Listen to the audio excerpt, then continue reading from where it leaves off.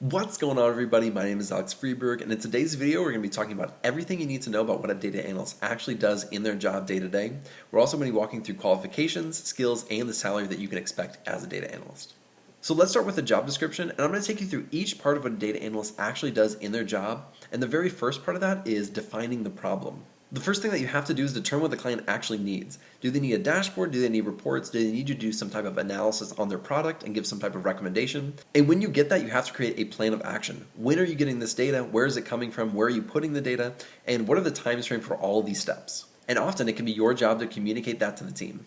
The next thing that you want to do is collect the data. And data can come from a ton of different sources. So whether that's a SQL backup, a flat file, or an API, or if they have all of those, you have to be able to get all that data into one place. Then you need to work with your programmers to create an ETL process, which means extract, transform, and load. So you're going to work with your programmer to actually get the data, and then you're going to create business rules to transform it for how you actually want it to look in your system, and then you actually have to load the data. This can also be known as creating an ETL pipeline. If you have data that's going to be coming in either weekly or monthly, you don't want to have to do this process manually every single time.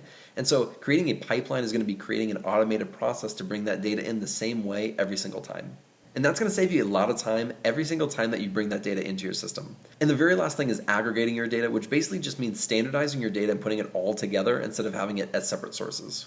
And the next thing that you'll do as a data analyst is actually clean the data. And data is always messy. Trust me, I have seen just about everything that you can imagine. They're using 3 different date formats. Some people's names are capitalized for absolutely no reason. And somebody forgot to add the customer ID so you can't actually map the patient in your system. And you do all of this because you want to make the data a lot more usable for later processes. And part of this is normalizing and standardizing the data so that when you do your visualizations or your reports later, all the data looks the same and it can be used in any part that you need it to be used in. And the last part of this is data validation, which is basically just quality assurance, and you're looking through your data and running queries on your data to make sure that your data looks how it's supposed to look.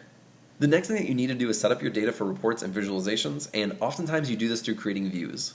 A view allows you to combine several tables into one and then choose a subset of that data that you actually want to use for your reports and visualizations. And each view may need to be formatted differently based on what you're going to be using it for in the report or the visualization. And for the very last thing, you're actually going to create your reports and your visualizations. I know for myself, I use SQL for all my reports, so I like to automate that process so that if a client wants it every week or every month, I can just create a stored procedure or a job that automatically sends that out with the latest data every single week or month.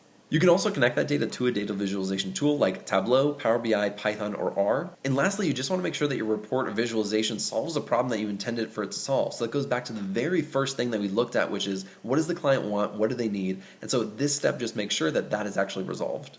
Next, let's look at some of the qualifications for a data analyst. Oftentimes you are going to need a bachelor's. I haven't seen a lot of jobs where they have not required a bachelor's degree, so oftentimes that's the minimum requirement for you, and often they want those degrees to be in something like computer science, statistics, mathematics, finance, or something like that.